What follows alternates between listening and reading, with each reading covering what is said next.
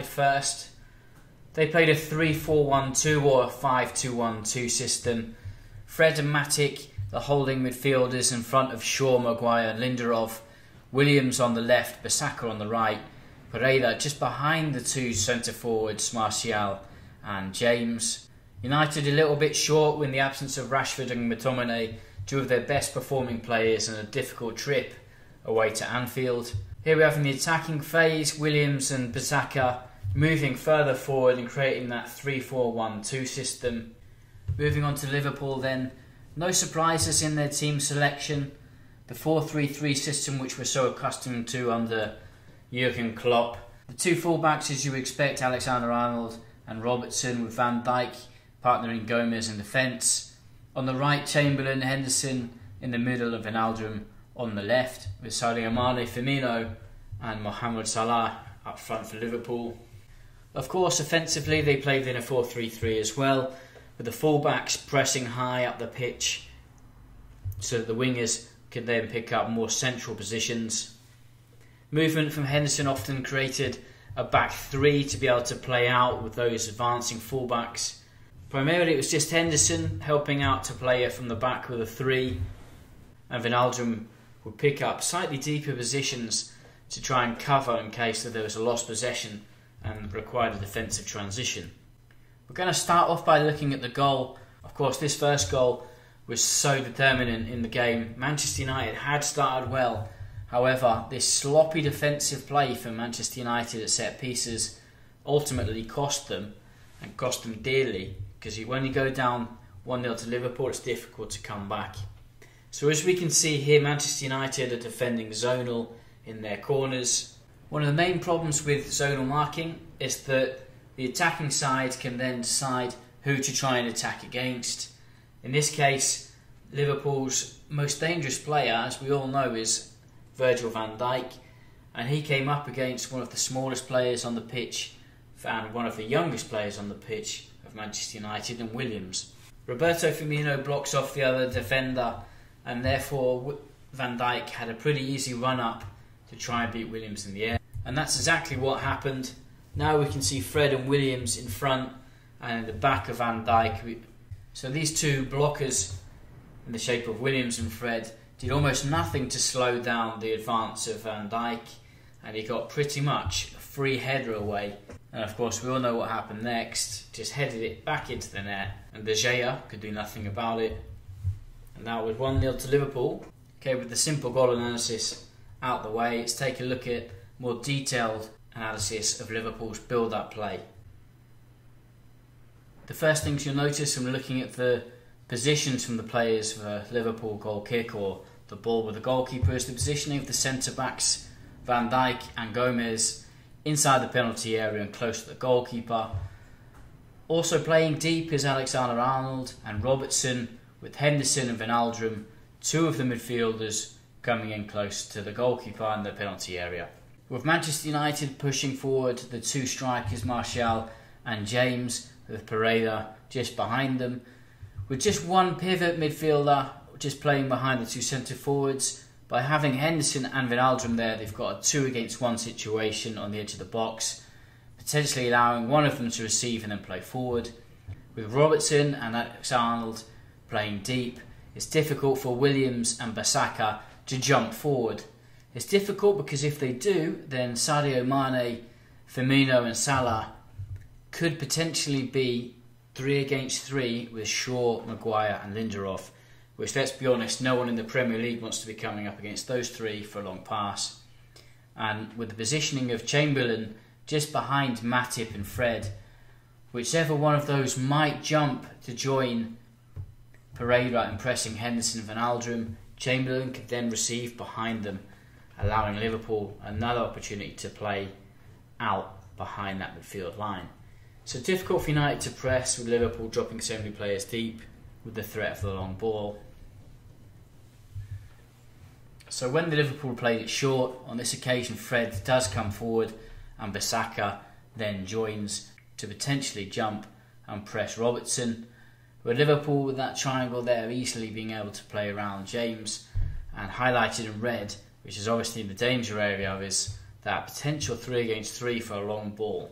As you can see now, when the ball would come into the fullback, Robertson, there is now a potential 4 against 3 situation with Chamberlain bursting forward. This of course would then mean that Fred, Matip, Williams, Bissaka would then all have to drop back and defend as quickly as possible. The main thing, Robertson, fullbacks, playing deep, forces Bissaka, forces Williams to try and jump out and press, otherwise they can play out easily. It worked in the first game between the two teams, so unsurprising that Solskjaer would try and play a similar system against Liverpool at Anfield. Bobby Firmino, as we can see there, drops in a little bit closer towards the ball just in case the ball is offloaded or the ball comes into him. Chamberlain then tries to play in the blind spot behind Harry Maguire, and Matip not alert to the potential danger which is behind him. So to sum it up, the high block compactness is compromised for Manchester United due to the fact that there's players high up the pitch in the form of Salah, Firmino and Mane. Liverpool exploiting this by having them so far forward, and Manchester United's man-orientated press put a lot of pressure on the team to win the individual battles, and with the lack of mobility from Matip in the centre of midfield, who couldn't cover as much ground as Chamberlain, it caused the Manchester United even further problems trying to press high up the pitch. Okay, so here we can see that build up from Liverpool and the press and Manchester United, with the low playing centre backs, the low playing full backs and 2 players, Martial and James, looking to press the goalkeeper and the 2 centre backs. Martial curving his pressurised run to try and prevent the ball from coming back into Liverpool's right centre back Gomez, trying to either force it inside into the middle of the pitch where Matip is waiting, where Pereira is waiting, or onto the opposite side for Van Dijk, where they'll probably try and force him onto his left foot, his weaker foot, trying to gain advantage that way. So as expected, when the ball is passed to Van Dijk, James, this is his point to go and jump out and press. If he can block the line of pass into Robertson, they do, trying to force the play inside where they've got good numbers with Fred, Matip and Pereira.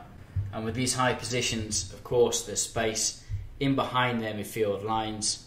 And like we already mentioned, Chamberlain is higher up the pitch and Matip should really be closer to him, just in case there is a long ball over the top. Okay, so when the ball does come into Robertson, you can see there that Wan-Bissaka has jumped forward. We can see also the position of Wijnaldum and Jordan Henderson being picked up, and we can also see there, just at the right hand side of the screen, number 15, Oxlade-Chamberlain is in a goal side position on Matip, so if a long ball does come over the top, then he's obviously going to be in trouble. So Mane is able to receive the ball while Firmino drops. Maguire doesn't step onto Firmino, as normally the central defender in a back 3 is the real centre back, whereas the right and left centre backs are often categorised as full backs due to the fact that they will be dragged out into wider areas when their wing backs go forward. So because Maguire doesn't move out, Firmino has got an easy offload, and then Chamberlain looks to move into the space in behind where Luke Shaw will then obviously have to cover. Looking at a variation for them to be able to play out against Manchester United, we can see number 5, Wijnaldum, has dropped into what appears to be a left-back role, whereas Robertson has moved further forward, Alexander-Arnold is further deeper. Normally it would be Jordan Henderson that would drop into this role and play this back 3 and playing out. However, on this occasion it was used with Wijnaldum, and it worked effectively in being able to beat Manchester United's man-orientated press. This pulls Fred out of the centre of the pitch and causes unbalance within that midfield from Manchester United. With the wing-backs pressing the full-backs, Manchester United still had to defend 3 against 3, which makes it important for Liverpool to drag Fred and Matip out of the centre of the pitch to try and get layoffs into Firmino, who would drop deeper, or into Jordan Henderson, who would rush forward. On this occasion, the ball is passed from Van Dijk into Alexander-Arnold, and with Williams jumping out onto Alexander-Arnold, Salah is now 2 against 1 with himself and Chamberlain against Luke Shaw. So here's that example then. Wijnaldum, we can see there dropping into that position just alongside the 2 centre-backs to try and create almost a back 3, if you like, which we've already mentioned Henderson would normally be responsible for. Of course, if Wijnaldum doesn't drop into this position, then James would be able to screen passes into the midfield a lot easier. However, by opening up into a different vertical channel, this makes it more difficult for Manchester United to try and block passes coming into the centre midfielders of Liverpool. With Robertson further forward, this allowed Wijnaldum to drop in relatively unpressured. Like we mentioned though, the ball was then switched across into the fullback, and I can see Williams trying to jump forward. And with Williams a little bit deeper, as with the ball shifting across onto the left side first, Williams would obviously drop into cover. It's a longer distance for him now to jump out and press. So of course, he arrives late. Fred is now out of position, and it's easier for Liverpool to circulate the ball. And here we can see that when that ball was played forward, now Matip is out of position, Fred is further out of position. There's a 2 against 1 with Salah and Chamberlain against Luke Shaw. This is what it would look like if Henderson drops into that position like regularly happened. By Henderson moving in, this allowed Pereira. By Henderson moving in, James was able to press him, and then Pereira would move on to Van Dijk. With the ball coming back into the goalkeeper, you can see that everyone is now paired up. It's almost man-to-man marking throughout the entire pitch.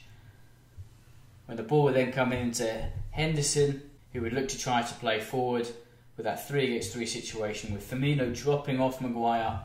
Maguire obviously dropping off Firmino as well, not wanting to jump out. And this gave Liverpool a relatively comfortable opportunity to play out, with Robertson trying to support, Wijnaldum also trying to support and get goal side of Fred and Bissaka. So there you see the potential offloads from Sadio Mane, with Firmino, Wijnaldum and Robertson trying to get up front and support. This is a visual example of Henderson dropping into that position. You can see that back 4 now is pretty much made up of Alexander-Arnold, Gomez, Van Dijk and Henderson now, with the 3 midfielders being Chamberlain, Wijnaldum and Robertson. And here we can see that potential offload coming from Sadio Mane, with Firmino as a guarantee, but also Wijnaldum and Robertson trying to get goal side Fred and Wan-Bissaka.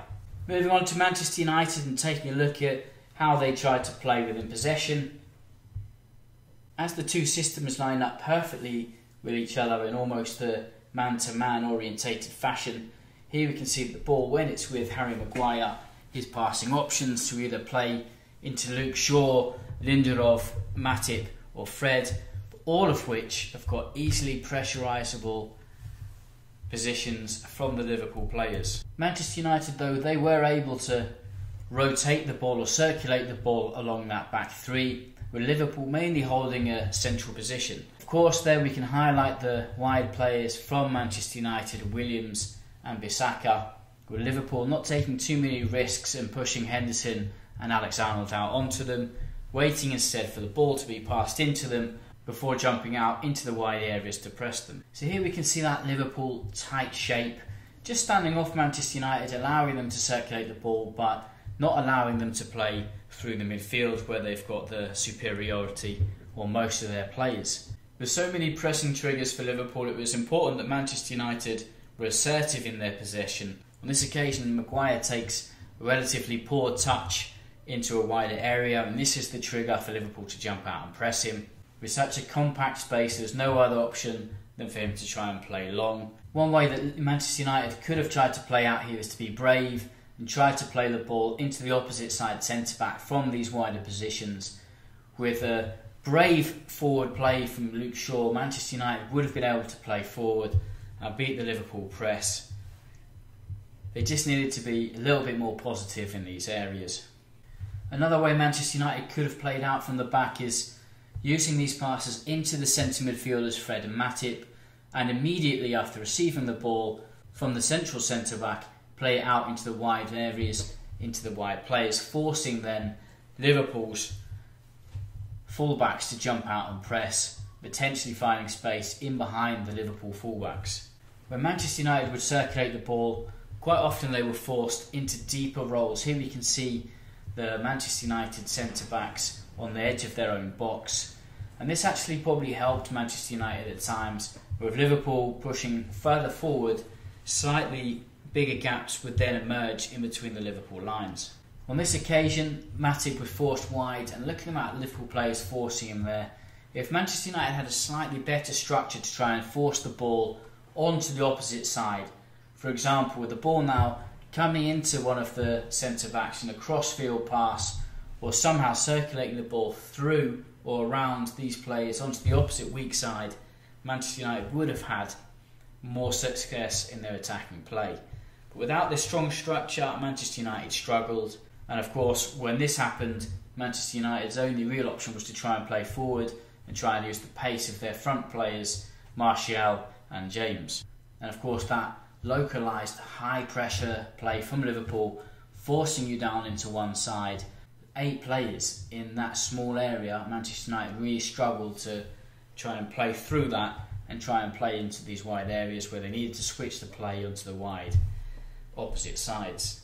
The positive point for Manchester United though is that when there was a defensive transition, their players mainly had 5 players behind the ball, that being the centre-backs, Matip and Fred would all be behind the ball, and therefore Liverpool found it harder to counter-attack like they would have done in previous matches. Taking a look now at some successful Manchester United progressions, with Liverpool's front 3 pressing forward, the 2 midfielders pressing forward as well. One of the ways that they could try to play forward would be by Martial dropping into the midfield area and trying to suck the Liverpool centre-back Gomez with him, or James, who could do exactly the same, and then Pereira could try and find space in behind by moving forward.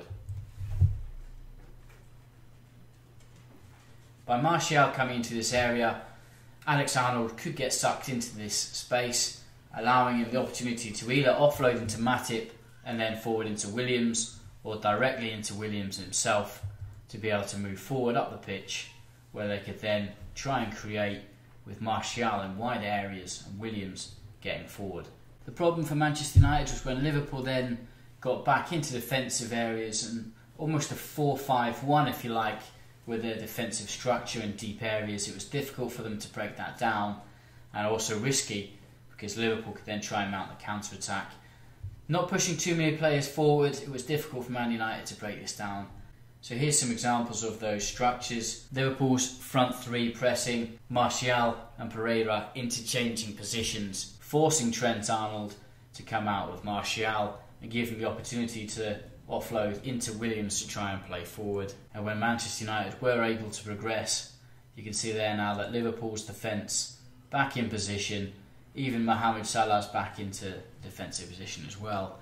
So with Manchester United being able to progress the ball forward, they did try to create numerical superiority with this almost a diamond now, with Martial shifted across onto the left. It was a rarely seen thing where Manchester United would get into these areas, and we've already mentioned Liverpool getting back into that 4-5-1 defensive block. It was difficult for them. So with Trent Arnold being sacked out, Martial had a rare opportunity for a one-on-one situation against Gomez. And with Gomez trying to slow this attack down and waiting for support, Henderson was able to get in and help him out.